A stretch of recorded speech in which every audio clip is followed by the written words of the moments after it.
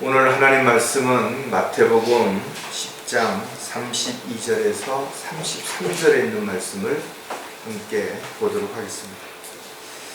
마태복음 10장 32절, 33절을 제가 받들어 읽어드리겠습니다. 그러므로 누구든지 사람들 앞에서 나를 시인하면 나도 하늘에 계신 나의 아버지 앞에서 그를 시인할 것이나 누구든지 사람들 앞에서 나를 부인하면 나도 하늘에 계신 나의 아버지 앞에서 그를 부인하리라. 잠깐 말씀을 위해서 기도드리겠습니다. 참으로 위대하신 하나님 아버지, 저희들을 구원해 주시고 또 자녀로 삼아 주셨을 뿐만 아니라 이 마지막 때에 주님의 도구로 일꾼으로 부르셔서 주님의 귀한 사역을 이루어갈 수 있는 특권을 주셔서 참으로 감사를 드립니다. 저희들이 담대하게 입술을 열어서 은혜의 복음을 전파함으로 구원받지 못한 많은 사람들이 하나님의 사랑을 알고 또 영원한 지옥의 형벌로부터 구원받을 수 있도록 기회를 허락해 주시고 또 저희들이 바른 진리의 말씀을 가르쳐서 또 그들이 자신에게 주어진 삶을 가장 가치 있고 의미 있는 삶을 살아갈 수 있도록 저희들을 도구로 사용해 주시기를 다시 한번 간절히 구하고 합니다. 저희들은 참으로 연약하고 부족하고 어리석기에 주님의 도우심이 없이는 아무것도 할 수가 없습니다. 주님께서 성령을 통하여 저희들에게 지각을 열어주시고 또 조명을 주셔서 말씀을 정확하게 깨닫게 해주시고 또 저희들에게 믿음을 굳건하게 세울 수 있도록 허락하셔서 저희들이 어느 곳에서 또 어떤 상황에서도 결코 흔들리지 아니하고 오직 주님만을 바라보며 또 주님이 원하시고 기뻐하시는 그 일들을 순종하는 가운데 잘 이루어갈 수 있도록 주님 도와주시옵소서. 세상이 변하고 있고 또 여러 가지 어렵고 힘든 일들이 있지만 다시 오실 주님이 곧 오실 것이라는 그 약속에 대한 믿음과 또 사모하는 마음으로 간절히 기다리는 가운데 각자 주어진 일들을 잘 감당하다가 주님 만날 수 있도록 주님 함께해 주시옵소서. 오늘도 보여주신 말씀을 잘 선포할 수 있도록 입술을 주관해 주시고 또 듣는 회중들 역시 이 말씀이 마음판에 잘 새겨져서 또 한 주간을 살아가는데 영의 양식이 되게 해주시고 또 주님을 향해 어떻게 무엇을 하며 살아야 할지에 대한 부분도 다시 한번 마음에 결단하고 받을 수 있는 계기가 되도록 함께해 주시옵소서. 다시 오실 우리 주 예수 그리스도의 이름으로 기도드렸습니다. 사람들이 어떤 일을 잘해서 상을 타거나 또 운동선수들이 시합에서 승리함으로 인해서 메달을 딸 때 인터뷰를 하면 대부분 이렇게 이야기를 합니다. 그동안 이런 도움을 주신 분들, 또 가르쳐 주신 분들, 또 물심양면 지원해 주신 분들, 또 나와서 길러주신 부모님들, 또 함께 땀 흘려 일할 때 수고했던 동료들, 선배들, 후배들 모두 이름을 한 사람 한 사람 거론하면서 감사하다, 고맙다라고 이렇게 표현을 하죠. 공개적으로 사람들 앞에서 왜 그들의 이름을 이렇게 호명하면서 이야기하는 것인가 이거죠. 그것은 말 그대로 그들에게 정말 감사하기 때문에 그렇게 하는 것입니다.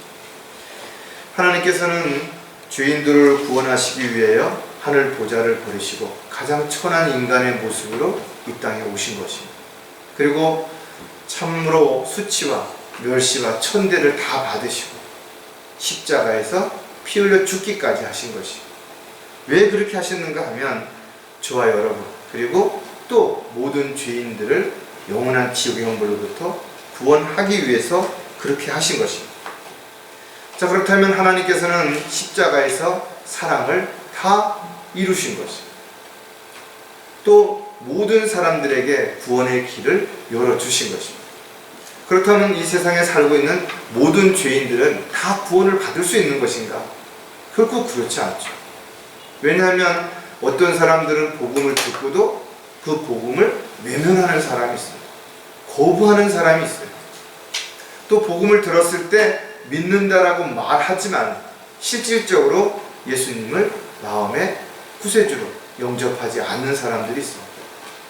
성경은 분명 마음에 믿어 입으로 시인함으로 구원을 받을 수 있다는 거죠.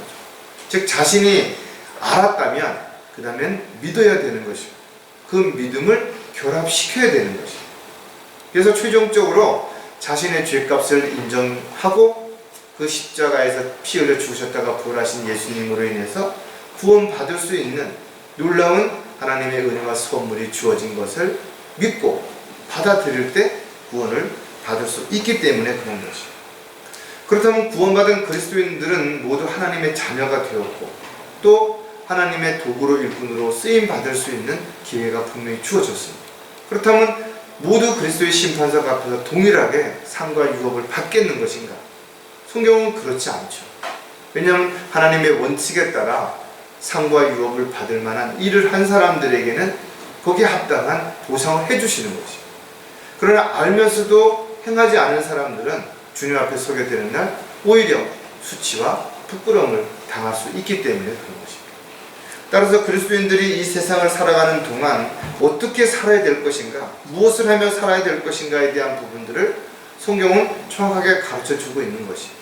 그래서 우리는 먼저 사도 바울의 서신서를 통해서 그리스도인들이 어떻게 살아야 되는지에 대한 부분을 알아야 하는 것이고 또 알았으면 그것을 실천함으로 인해서 주님을 기쁘시게 해드리는 그런 삶이 반드시 지속돼야 되는데, 그러기 위해서 가장 먼저 해야 되는 일들이 무엇인가 하니까 바로 우리가 언제 어느 곳에서 무엇을 하든지 반드시 우리를 구원해 주신 우리의 구세주가 되신 예수 그리스도를 시인하는 그런 삶이 시작이 돼야 된다는 것입니다.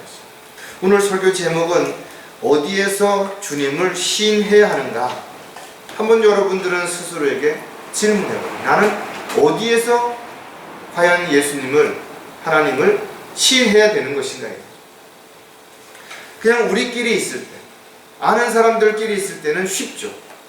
그러나 막상 어떤 문제가, 어떤 이해타산이 또는 어떤 상황이 되면은 쉽게 할 수 없는 그런 때가 분명히 올 수 있다는 거예요.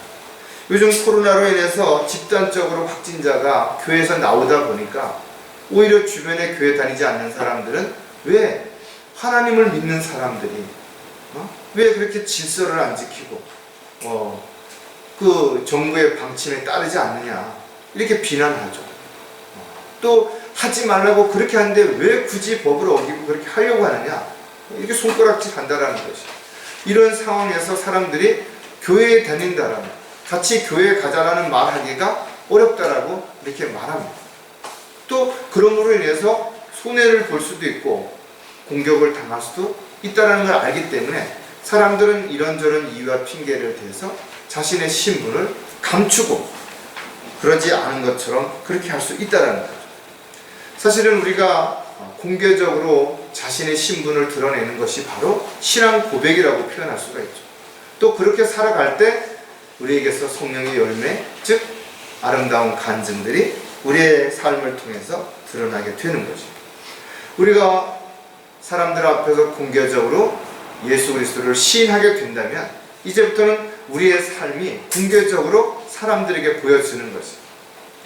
교회를 다니지 않는 사람이 좀 어떤 일을 했을 때 사람들이 뭐 그럴 수도 있지 이렇게 이야기하고 넘어갈 수도 있어요. 근데 하나님을 믿는다고 하는 사람이 조금만 실수하면 즉시 사람들이 하나님을 믿는다고 하면서 어떻게 그럴 수 있냐 이렇게 이야기를 합니다. 그만큼 내가 내 자신을 공개적으로 드러내고 공적인 삶을 산다라는 것은 훨씬 조심하고 또 경계하고 또 대비해야 될 것들이 너무나 많이 있다는 것이죠. 따라서 저와 여러분이 오늘 다시 한번 말씀을 통해서 우리가 구원받은 것에 대한 기쁨을 다시 한번 회복하고 또 우리가 마지막 때에 주님의 도구로 일꾼으로 부르심을 받은 주님의 일꾼이라면 다시 한번 이 자신에게 주어진 삶을 어떤 자세로 어떻게 살아야 될지에 대한 부분들을 점검하고 결코 부끄럽지 않은 그런 삶이 지속될 수 있는 그런 마음에 결단하는 계기가 되셨으면 좋겠습니다. 자, 그렇다면 어디에서 주님을 시인해야 되는가? 첫 번째로 우리가 살펴볼 부분이 무엇인가 하면 하나님의 뜻대로 살 때라는 것이. 다시 말해서 하나님의 뜻대로 살려고 하지 않는다면 굳이 주님을 시인할 필요가 없죠. 왜 손해를 보면서까지 시인할 필요가 있겠냐는 거죠. 그러나 우리가 하나님의 뜻대로 살려고 한다면 내 자신을 부인해야 되는 것이죠. 내 뜻대로 살 수 없는 것이죠. 내 마음대로 내가 하고 싶은 대로 할 수가 없기 때문에 가장 먼저 주님을 시인한다는 것은 내가 이제부터는 내 뜻대로 살지 않고 주님의 뜻대로 살겠다는 거죠. 즉 주님의 명령에 어떠한 상황에서도 순종하고 또 주님을 위해서라면 내 자신의 모든 것을 아낌없이 드릴 수 있는 헌신된 삶을 살겠다라는 것이 분명하게 전제되어질 때 우리가 그 다음에 공개적으로 언제 어디서 누구 앞에서든지 당당하게 시인할 수 있게 되는 것입니다. 특히 우리가 하나님의 뜻대로 살려고 한다면 무엇보다도 하나님 앞에서 주의 목전에서 옳게 행할 뿐만 아니라 주님 앞에서 우리가 올바른 신앙생활을 해야 되는 건 너무나 당연한 것입니다. 따라서 우리가 언제 어디서든지 간에 주님 앞에 무릎을 꿇을 때는 가장 먼저 나는 하나님의 종이라 하나님의 말씀에 순종하겠다. 이런 고백들이 반드시 있어야 된다는 것입니다. 우리가 또는 입으로는 주님의 뜻대로 살겠습니다라고 말할 수 있어요. 사람들 앞에서 얼마든지 그렇게 말할 수 있다 이거죠.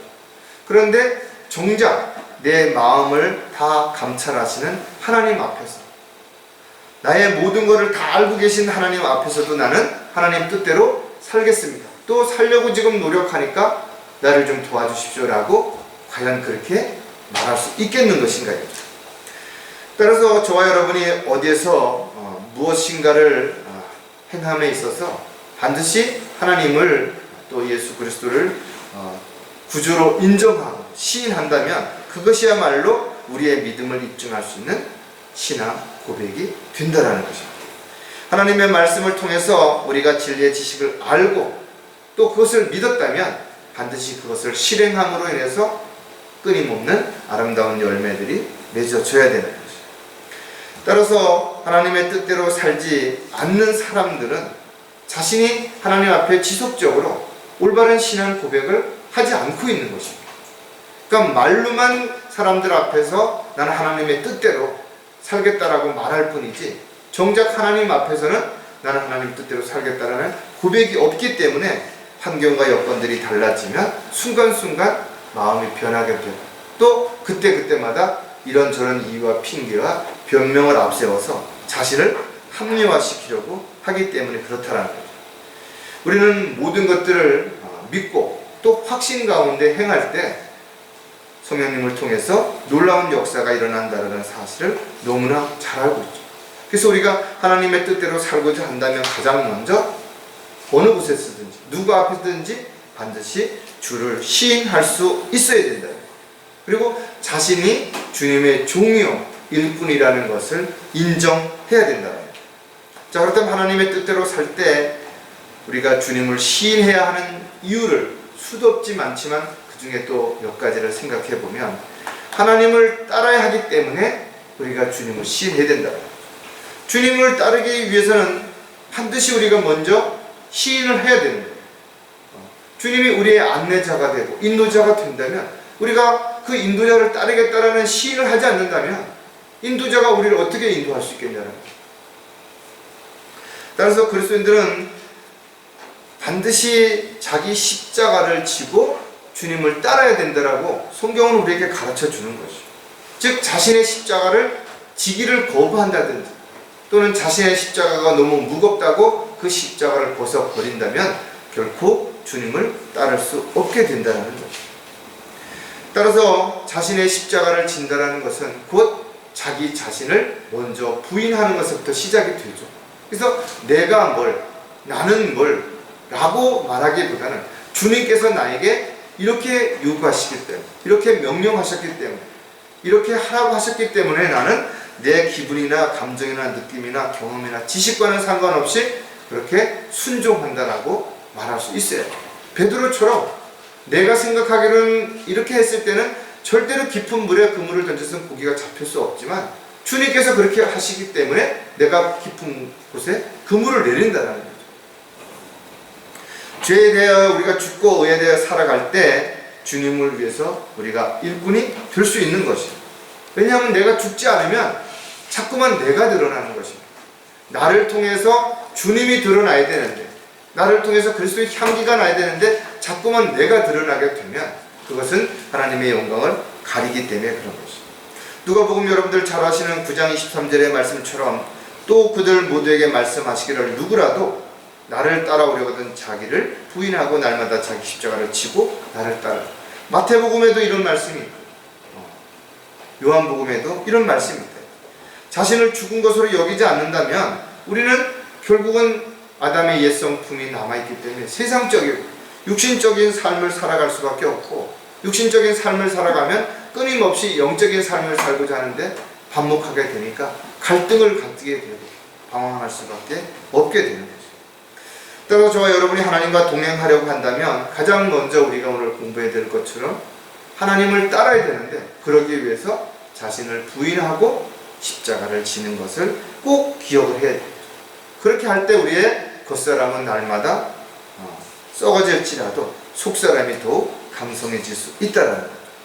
이렇게 우리가 살기 위해서 자신을 부인하고 십자가를 지는 삶, 이것은 곧 하나님을 따르는 삶이고, 하나님을 따르기 위해서 우리가 다른 그 어떤 것보다도 우선되어져야 되는 것이 공개적으로 주님을 시인해야 된다는 사실이에요. 또 한 가지는 하나님의 자녀답게 살아야 하기 때문이라는 거예요.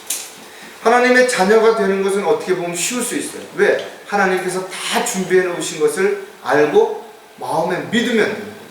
입으로 고백하면 되는 거예요. 어떤 행위가 따르는 것이 아니기 때문에 책임이라든지 부담 같은 것들이 금방 주어지지 않습니다. 그래서 우리가 예수 그리스도를 믿는 것은 단지 나를 위해서 다 해주신 그 구원에 대한 계획들을 알고 그것을 인정하면 되는 거예요.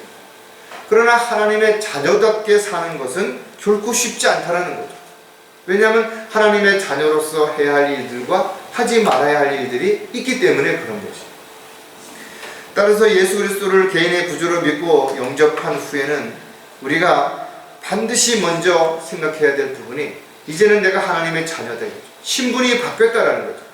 내가 신분이 바뀌었다면 신분에 맞는 그런 처신을 반드시 해야 된다는 거죠. 그래서 가장 중요한 것이 마음의 결단이고, 그 마음의 결단한 것을 실행에 옮기기 위해서 반드시 하나님으로부터 지혜와 능력을 받아야만 그것이 가능하다는 거예요. 저와 여러분이 예수 그리스도를 믿음으로 인해서 영원히 살 수 있는 영생을 선물로 받은 것이에요. 이것을 하늘나라에 있는 생명책에 기록해 놨기 때문에 누구도 바꿀 수도 없다는 거죠. 대신할 수도 없는 것이에요. 뿐만 아니라 하늘의 시민권도 이미 우리는 받은 것입니다. 그래서 우리가 주님 우리를 부르셨을 때 우리가 하늘에 올라가서 하늘의 시민으로서 그렇게 우리는 살아갈 수 있는 놀라운 모든 특권들을 우리에게 주신 것입니다. 우리가 늙고 병들어도 우리가 다시 부활할 때는 영광스러운 주님과 같은 모습으로 변모되어서 주님과 함께 할 것을 우리에게 소망을 주셨다는 거죠. 따라서 그리스도인들은 언제 어디서나 자신이 이와 같은 특별한 신분을 가지고 있는 하나님의 자녀라는 사실을 공개적으로 반드시 시인해야 됩니다. 누가복음 12장 8절에 보면 또 내가 너희에게 말하노니 누구든지 사람들 앞에서 나를 시인하면 인자도 하나님의 천사들 앞에서 그를 시인하리라 했죠. 내가 어떻게 살아가느냐, 어떤 자세로 살아가느냐에 따라서 하나님께서도 우리를 거기에 견주어서 대접을 해주시겠다는 거죠. 많은 사람들이 교회를 다니고 있다 이거죠. 그런데 자기가 잘 아는 사람이라든지 또는 어떤 특별한 사람을 만나면 어디 가냐고 물으면 그냥 저기 간다라고. 자기가 교회 가는 것은 하나님을 만나서 찬양을 드리고 경배를 드리는 그런 귀한 그런 일들에 대한 부분들을 오히려 사람들 앞에 어떤 이유든 감추려고 한다는 거죠. 물론 여러 가지 이해타산을 따져봤을 때 손해를 볼 수 있는 결과 때문에 그럴 수도 있죠. 또 어떤 사람들은 사람들 앞에서 이런저런 이유로 자신이 하나님의 자녀라는 것을 감추고 거짓말을 하기도 하고, 심지어는 자기 자신까지도 속이려고 하는 그런 어처구니 없는 삶을 살아가는 사람들이 있다는 거예요. 따라서 저와 여러분이 어떤 이유든 간에 세상 사람들 또 세상에 있는 어떤 것들과 타협함으로 인해서 하나님의 자녀로서 부끄럽지 않는 그 삶을 살아가는 그런 생활이 지속되지 않는다면 우리 역시 어느 순간인가 자신도 모르게 공개적으로 주님을 시인하기보다는 감추거나 입을 다무는 그런 부끄러운 삶을 살아갈 수도 있다는 거죠. 따라서 신앙생활에 있어서 어떻게 보면 가장 올바른 자세가 공개적으로 자신을 하나님의 자녀라는 사실을 시인할 때, 이것이 바로 우리가 주님께 자녀로서의 첫 번째 도리를 하는 출발, 즉 세상으로 말한다고 한다면 누구가 자기의 아버지라고 공개적으로 이야기할 때 비로소 그것이 효에 대한 첫 번째 근거가 되는 것과 같게 되는 것이죠. 자, 세 번째, 하나님의 뜻대로 살 때 주님을 시인해야 하는 이유가 뭔가 하면 하나님께 온전히 헌신하기 때문이라는 것이죠. 주님을 영접하고 자신을 부인하고 이제 십자가를 지는 사람들이 공개적으로 하나님의 자녀라는 사실을 입증했다 할지라도 정말 자신의 삶 가운데 아낌없이 주님을 위해서 드릴 수 있느냐라는 것이죠. 어떻게 보면 많은 사람들이 입으로는 하나님 앞에 헌신한다고 그렇게 말하지만 실질적으로 그렇게 살지 못하는 경우가 대부분이죠. 왜? 헌신한다라는 것은 적당히 내가 가지고 있는 것 중에 일부를 드리는 것이 아니라 내 가진 것을 모든 아낌없이 언제든 드릴 수 있는 그런 마음, 그런 몸, 그런 시간, 그런 물질에 대한 것들이 반드시 바르게 서 있어야 됩니다. 즉 우선순위가 분명하게 서 있지 않는다면 언제든지 상황에 따라서 하나님 앞에 드려지는 것들에 대해서 갈등을 하거나 우선순위가 뒤로 바뀔 수 있기 때문에 그런 것입니다. 주님을 사랑한다고 말하면서 자신이 주님 앞에 무언가를 드릴 때 망설여진다든지 갈등을 느낀다라고 한다면 지금도 자신을 온전히 주님께 헌신하고자 하는 마음을 가진 것이 아니라는 것이죠. 디모데후서 4장 6절에 보면 내가 이제 제물로 드려질 준비가 되어 있고 떠날 때가 이르렀도다. 사도 바울은 언제든 자기가 주님의 일을 하다가 죽을 수 있다는 것을 알고 있었고 또 그럴 마음의 준비가 되어 있었다는 것. 즉 제물로 드려질 준비가 되어 있다는 건 제물은 어떻게 했어요? 구약시대에 보면 양이나 염소를 제사장에 가지고 가서 제물을 드릴 때는 그 양이나 염소를 죽여서 번제를 이렇게 드렸던 것을 우리가 알 수가 있어요. 이만큼 자신의 모든 것을 언제든 생명을 내어놓을 수 있다는 그런 각오가 사도 바울은 되어 있었다는 거예요. 그리스도인들 역시 사도 바울의 고백처럼 언제든 주님께 자신을 온전히 아낌없이 모든 것을 드릴 수 있는 준비가 항상 되어져 있어야 된다는 거죠. 그것이 바로 곧 사도 바울이 가르쳐 준 것처럼 더 이상 자신을 위해 살지 말고 자신을 위해 죽었다가 부활하신 주님을 위해서 살고자 하는 그런 마음의 준비가 되어 있어야 된다는 거죠.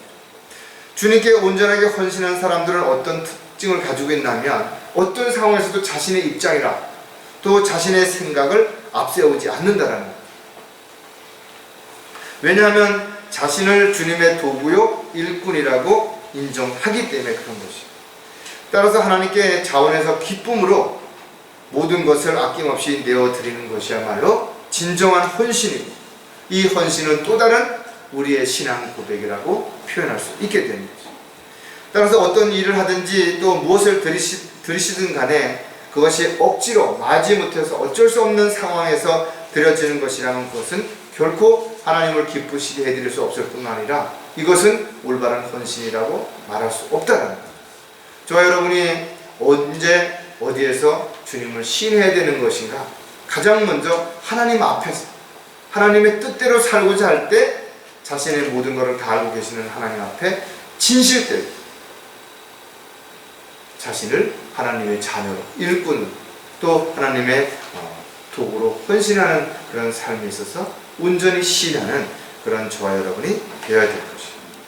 어디에서 주님을 시인해야 되는가? 두 번째 우리가 살펴볼 내용은 무엇인가 하면 지체들과 함께 할 때 우리가 자신을 공개적으로 나는 주님을 어떻게 만났고 또 어떻게 사랑하고 있고 또 주님을 위해서 어떻게 할 것인가를 공개적으로 시인할 수 있는 그런 삶이 되어야 되는 것입니다. 구원받은 그리스도인들이 하나님 앞에서 자신의 믿음을 입증하고 시인했다고 해서 그것으로 끝나는 것이 아니라는 것이죠.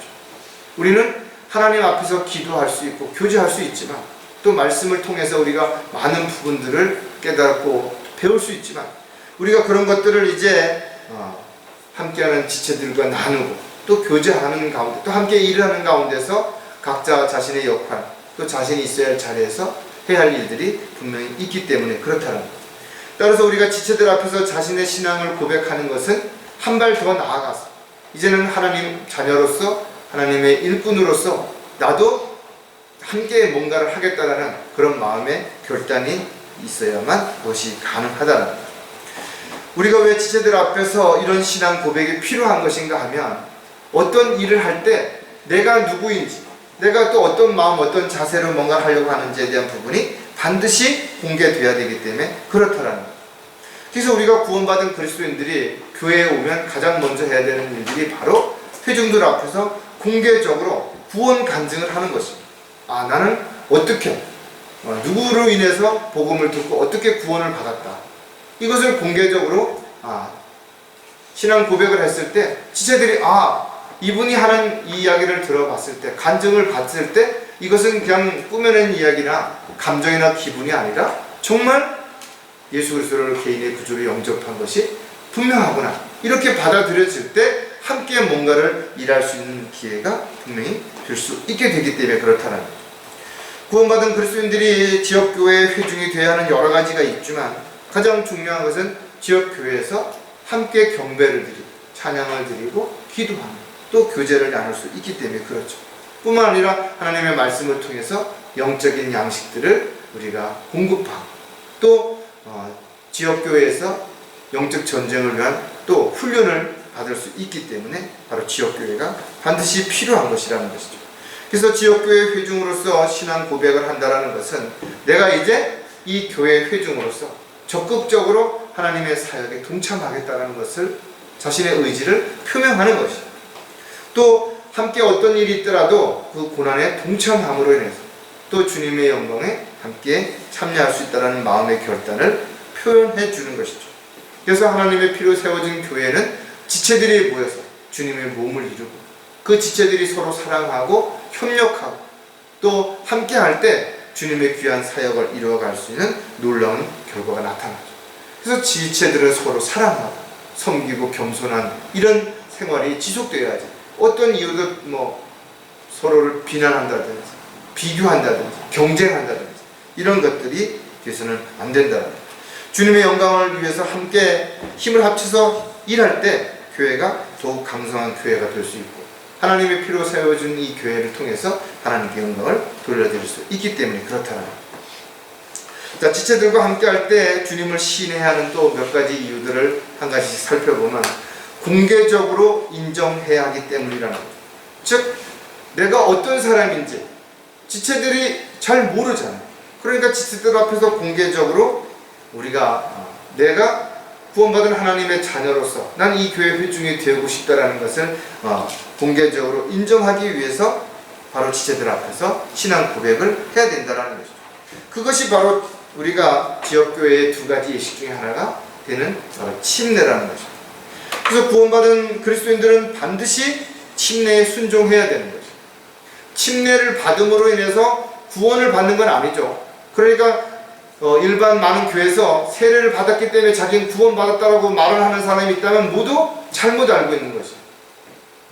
침례를 받음으로 구원받는 것이 아니라 구원받은 사람이 침례를 받음으로 인해서 회중들 앞에서 나는 이제 구원받은 하나님의 자녀가 되었다라는 신앙 고백을 하는 것입니다. 침례 교회 다니면 구원을 받은 것인가? 그거 아니죠. 침례 교회를 다닌다고 해서 구원받는 거 아니에요. 물론 침례 교회에 다닌다라는 의미를 넓은 의미에서 보면 그 침례 교회가 교회 회중이 되었다라는 전제하에서 보면 구원받은 것이 맞죠. 왜? 구원도 안 받은 사람을 침례 교회에서 회중으로 받아줄 일은 없으니까.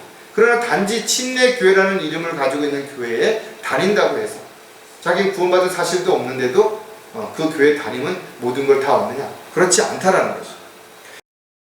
왜 그러냐 하면 침례라는 말이 헬라어로 밥티조라고 하는데 이것은 물에 잠기다, 완전히 잠기다라는 의미를 가지고 있는 거예요. 이건 뭘 의미하는 것인가 하면 바로 예수 그리스도와 함께 죽었고 장사되었다가 다시 부활하는 것을 의미하는 것이기 때문에 그런 것이.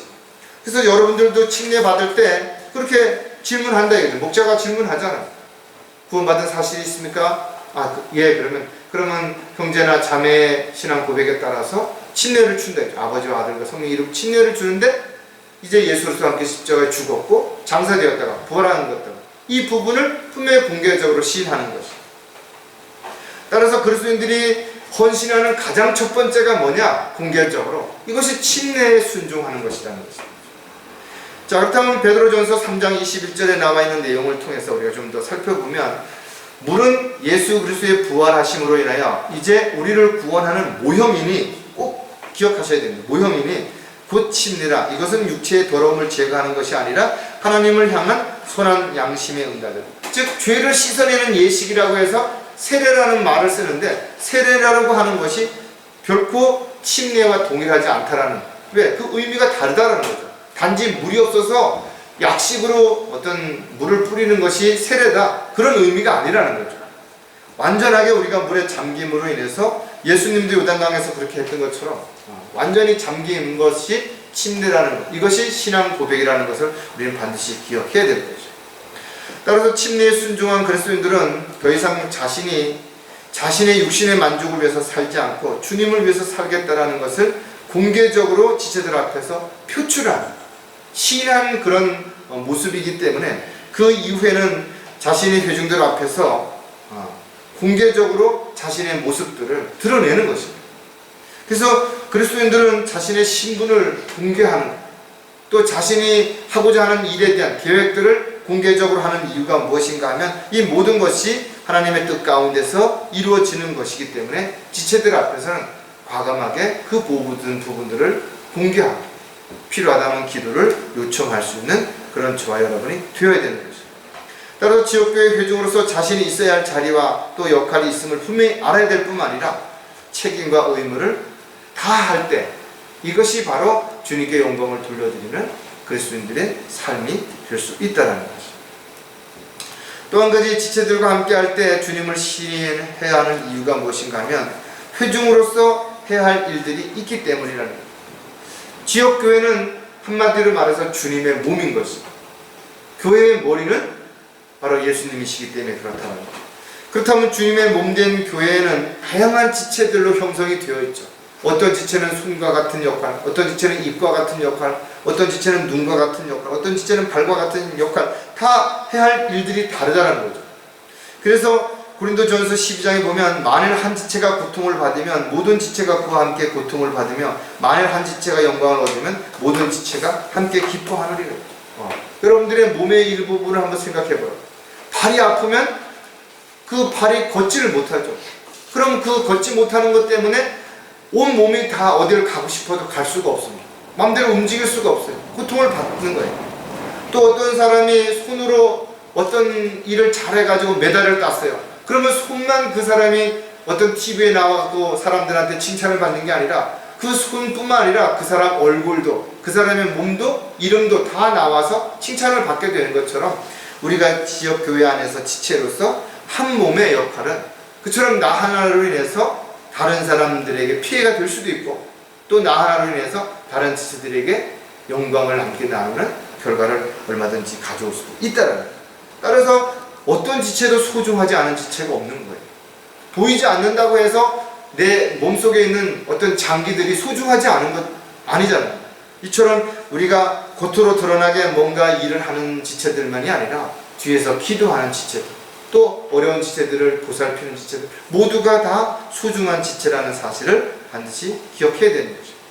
에베소서 5장 30절에 보면 이는 우리가 그의 몸과 그의 살과 그의 뼈의 지체입니다. 아주 구체적으로 잘 설명을 하고 있다는 거죠. 따라서 지체는 아무나 될 수 없는 이유가 있어요. 왜냐하면 같은 특성을 가지고 있지 않으면 거부 반응이 일어나기 때문에 그렇습니다.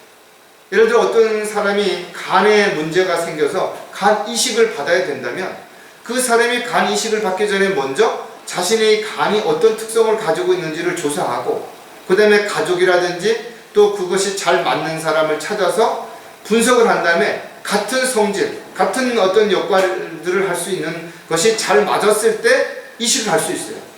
그렇지 않고 그냥 아무 간이나 이식을 했을 때는 부작용이 생기고 오히려 그 부작용이 다른 어떤 합병증을 일으켜서 몸에 해를 끼칠 수도 있다는 거죠.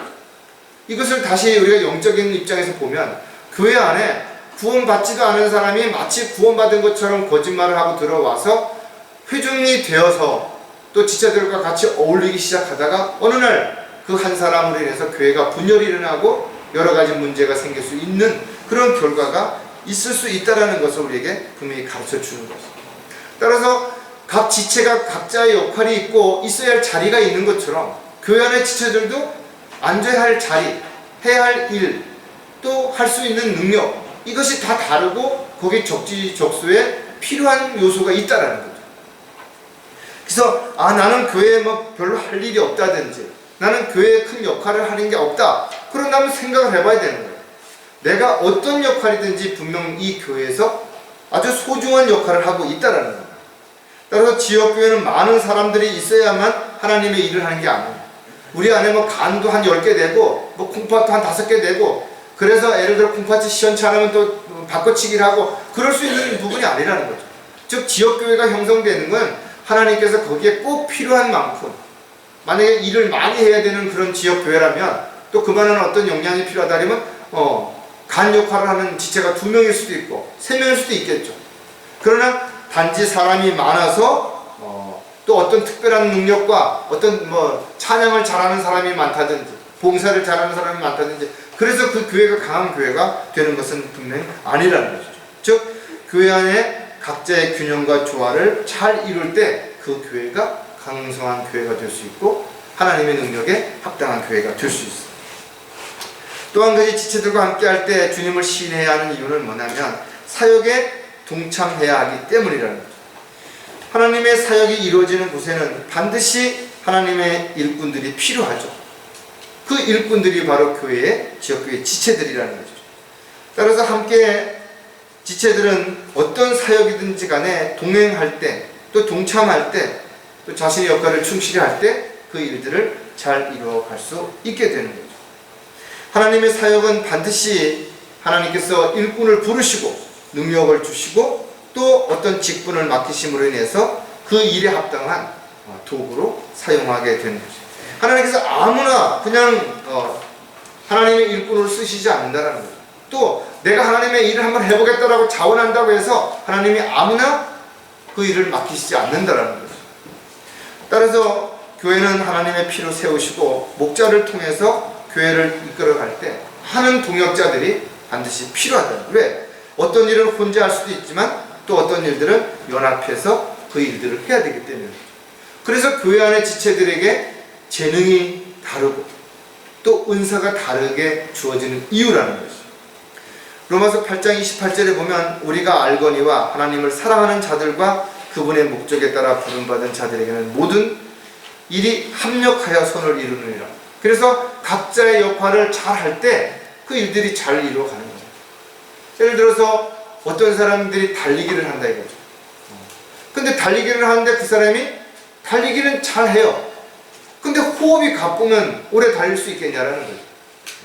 할 수가 없는 거예요. 자, 달리기는 잘 해요. 근데 어떤 이유로든지 눈이 잘 안 보이게 되면 앞에 장애물을 분별할 수 없는데 잘 달려갈 수 있겠냐라는 거죠. 그래서 각자의 역할이 다 필요하고 그 역할이 다 소중하다라는 거예요. 또 마귀의 공격이 언제 어떻게 우리에게 다가올지 알 수 없습니다. 마귀가 어떻게 세상의 사람들을 통해서 우리를 유혹할지 잘 알 수 없어요. 그래서 우리가 정신을 차리고 깨어 있어야 되는 거죠. 또 그러므로 너는 나의 주의 증거나 그의 죄수된 나를 부끄러워하지 말고 하나님의 능력에 따라 복음을 위하여 고난에 동참자가 되라. 주님의 사역을 이루어가는데 그 일에는 반드시 어려움이 있죠.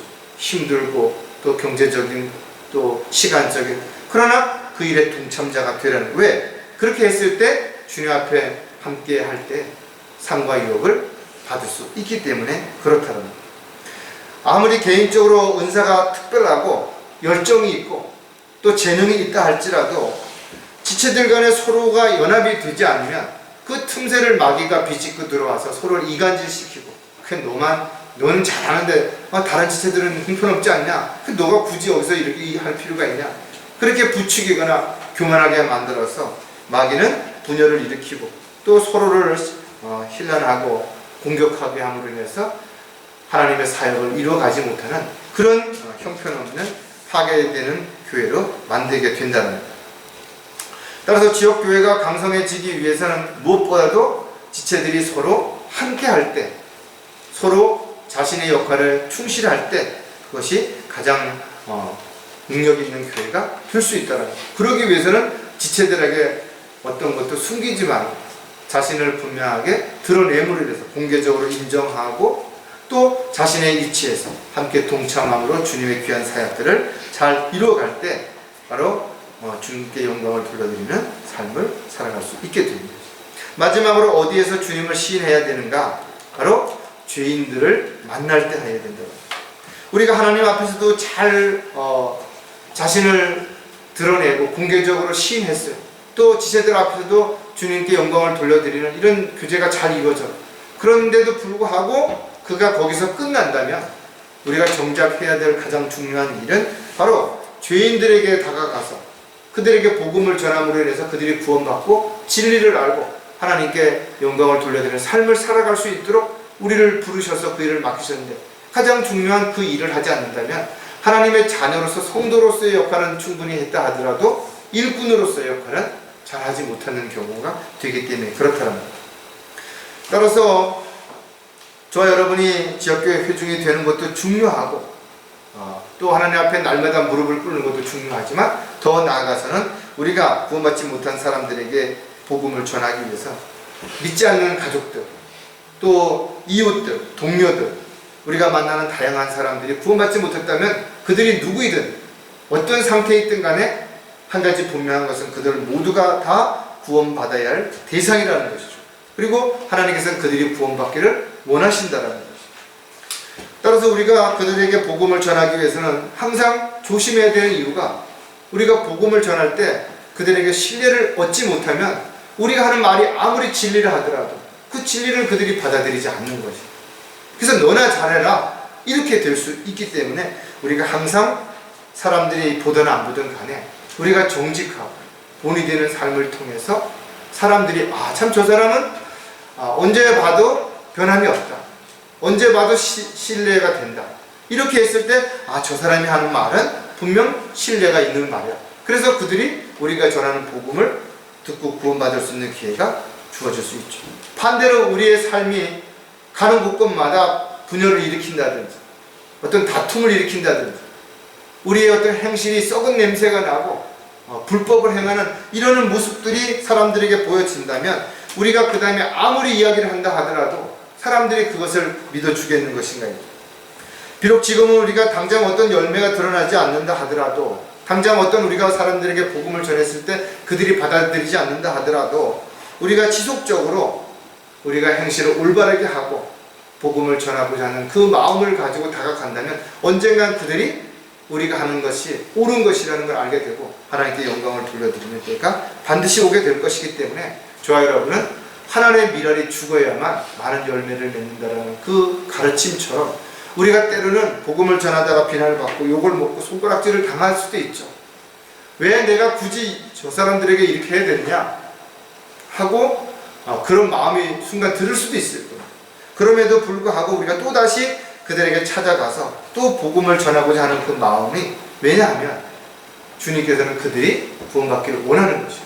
우리도 옛날에 구원받기 전에는 동일하게 그런 삶을 산 적이 분명히 있었을 수 있기 때문에 우리 역시 절대로 특별한 존재가 아니라는 것을 기억한다면 가장 중요한 것이 우리가 복음을 들고 나가서 죄인들을 만나고자 할 때 우리가 어떻게 구원을 받았는지에 대한 먼저 그런 감증들을 통해서 하나님께 영광을 돌려드릴 뿐만 아니라 그들에게 복음을 받아들일 수 있는 준비할 수 있는 기회를 허락해 주는 시간이 필요하다.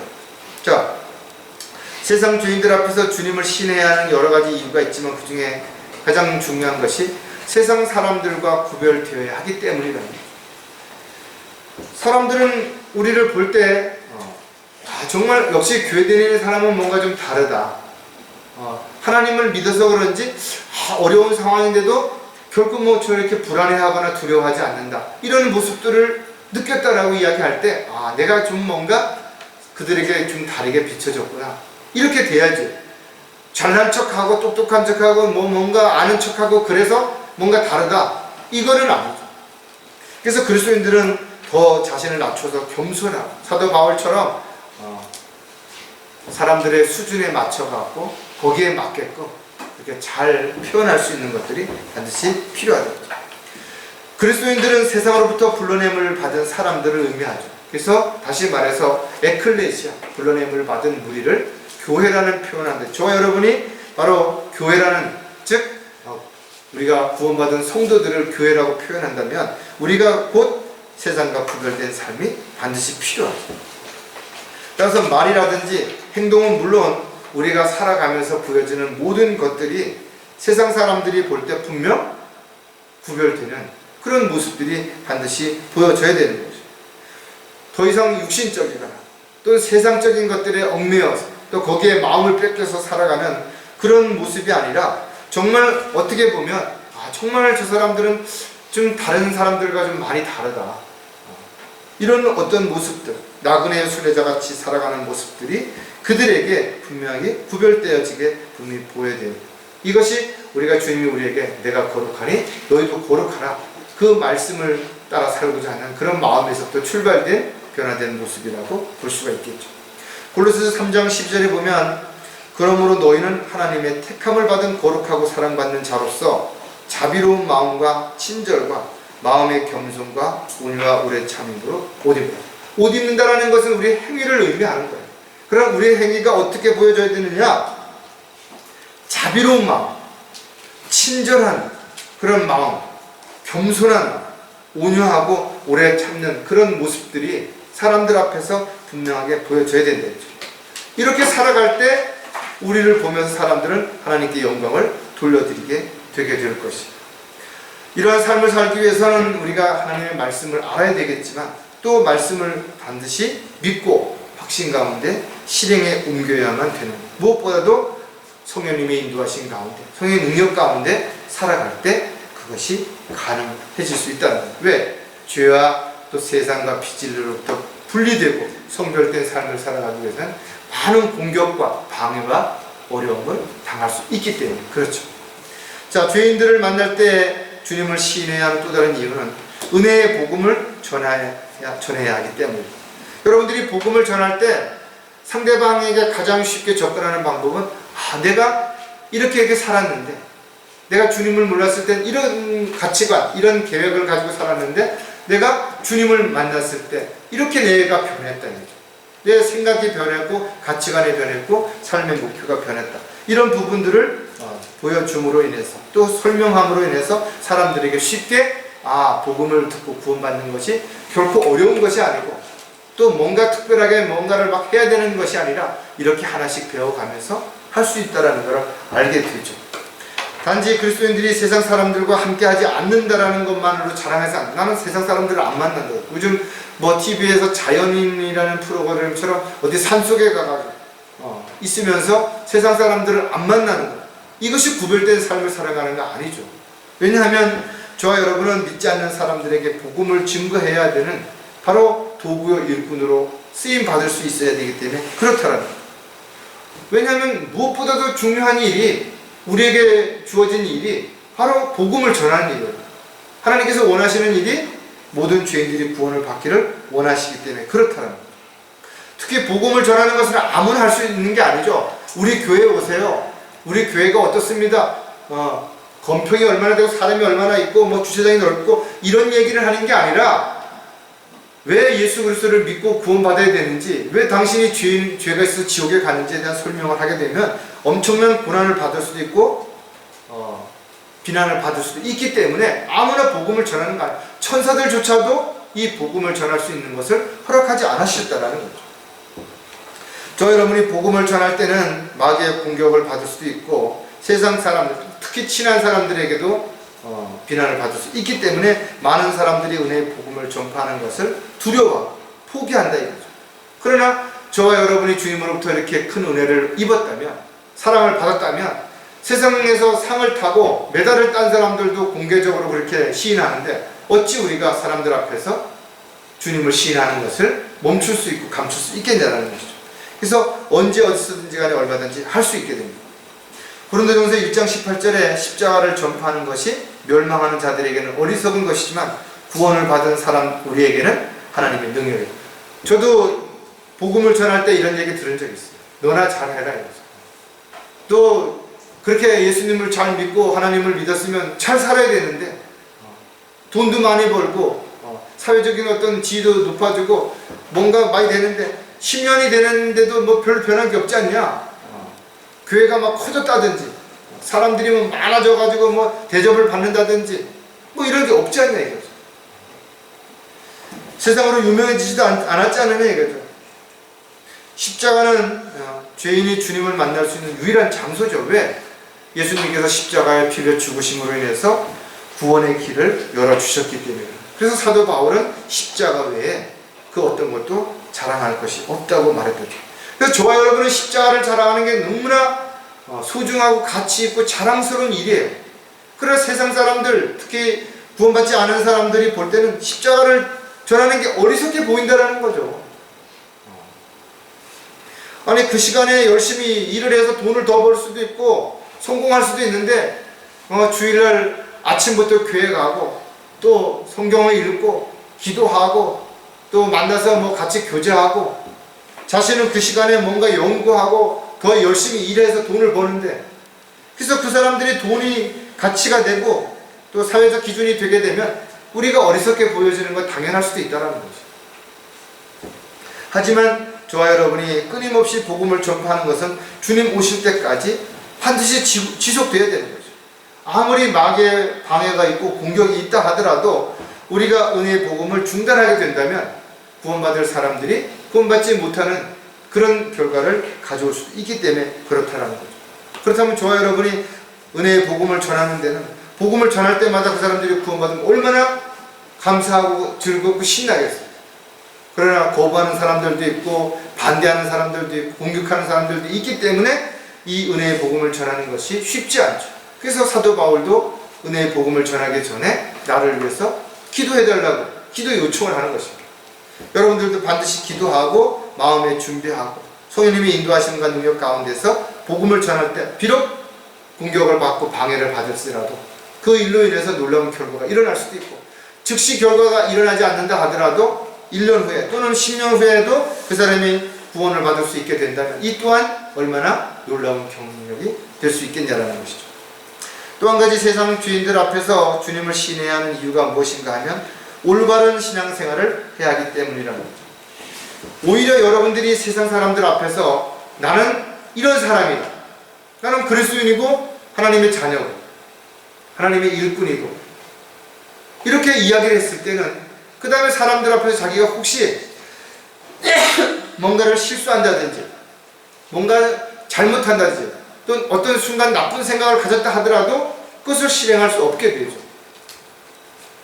따라서 자신을 공개적으로 드러낸다는 것은 그만큼 위험 부담이 있는 것과 동시에 그만큼 자신을 더 지킬 수 있는 안전장치가 될 수도 있기 때문에 그렇다는 거죠.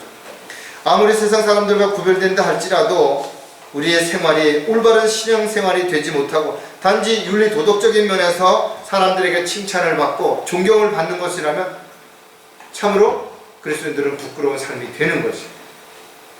우리가 복음을 전하기 위해서 진리를 증거하기 위해서는 사람들에게 욕을 먹고 공격을 당한다 하더라도 그 일이 우리가 마땅히 해야 할 일이라는 것을 알기 때문에 우리는 그 일을 감수하고 또 계속해서 시작하는 것입니다. 하지만 정신을 차리고 깨어있어서 언제든 마귀의 공격을 대비할 수 있는 그런 상태가 되지 않는다면 마귀가 파놓은 그런 함정에 쉽게 빠져서 세상의 유혹에 넘어가서 자신도 모르는 사이에 하나님의 일을 한다고 하면서도 자신의 만족을 위한 그런 도구로 전락해버릴 수도 있다는 거예요. 은혜의 복음을 전파함에 있어서 그리스도인들의 말, 행실 정말 중요하죠. 그러나 더 나아가서는 지체들 앞에서도 우리가 더 신중해야 되고 더 말과 행동에 있어서 조심해야 될 뿐만 아니라 절대로 교만하거나 자만하지 않아야 되겠죠. 더 나아가서는 하나님 앞에서는 더더욱 모든 것을 다 아시는 하나님 앞에서 그 어떤 작은 것이라도 결코 숨기려고 해서는 안 될 것이다라는 것입니다. 요한 3서 1장 3절에 이는 형제들이 와서 내 안에 있는 진리를 증거하고 내가 진리 안에서 행한다고 하므로 내가 매우 기뻐하며. 저 역시도 마찬가지고 지체들도 마찬가지겠지만 형제 자매들이 일주일 있다 만날 때마다 정말 뭔가 얼굴이 밝고 자신감이 넘쳐나고 또 하나님의 은혜와 사랑 가운데서 기쁨이 있는 그런 모습으로 발견될 때, 그렇게 만날 때, 그렇게 교제할 때 가장 기쁘죠. 힘들고 어렵고 지쳐있는 모습이라든지 늘 어떤 불평 불만에 찌들어 있다든지 아니면 진리를 저버리고 믿음에 대해서 이탈해서 세상으로 돌아가는 그런 지체들을 볼 때 정말 마음이 너무 아프다 이거죠. 여지껏 잘 달려왔는데 여러 번 고비를 넘겼는데 그 한 고비를 넘기지 못하고 주님 오실 때가 심히 가까운 이 시점에서 이탈하고 이러는 사람들은 마치 마라톤을 42.195 다 달려와서 운동장을 이제 바라보면서 거기서 포기를 한다든지 거기서 주저앉는다든지 거기서 또 다른 어떤 유혹에 빠져갖고 다른 길로 가는 그런 것과 다른 그런 모습이라는 것을 우리가 생각해 본다면, 다시 한번 저와 여러분이 마지막 때에는 많은 사람들이 믿음의 대열에서 이탈하게 되고 교회도 배교의 늪에 빠져서 호적되게 되겠죠. 그렇다면 저와 여러분은 달려갈 길을 마치는 그 순간까지 절대로 믿음의 대열에서 떨어지지 말아야 될 뿐만 아니라 더욱더 주님을 기쁘시게 해드리는 그런 일들을 잘 감당하다가 주님 앞에 서는 날 잘했다고 칭찬받는 저와 여러분이 되시기를, 언제 어디서든지 간에 우리가 주님을 시인하는 그런 하나님의 일꾼이요 하나님의 자녀로 살는 저와 여러분이 되시기를 부탁을 드리겠습니다. 기도하겠습니다. 하나님 아버지, 참으로 감사를 드립니다. 오늘 말씀을 통해서 저희들이 이미 지식적으로는 알고 있었지만 다시 한번 저희들의 마음에 도전을 주시고 또 일깨워 주셔서 저희들이 더 이상 자신을 위해서, 자신의 만족을 위해서 사는 것이 아니라 어느 곳에 있든지 간에 무엇보다도 먼저 주님을 시인하는, 공개적으로 자신을 드러내는 그런 삶을 통해서 아름다운 그리스도의 향기를 나타낼 수 있도록 도와주시옵소서. 다시 오실 우리 주 예수 그리스도의 이름으로 기도드렸습니다.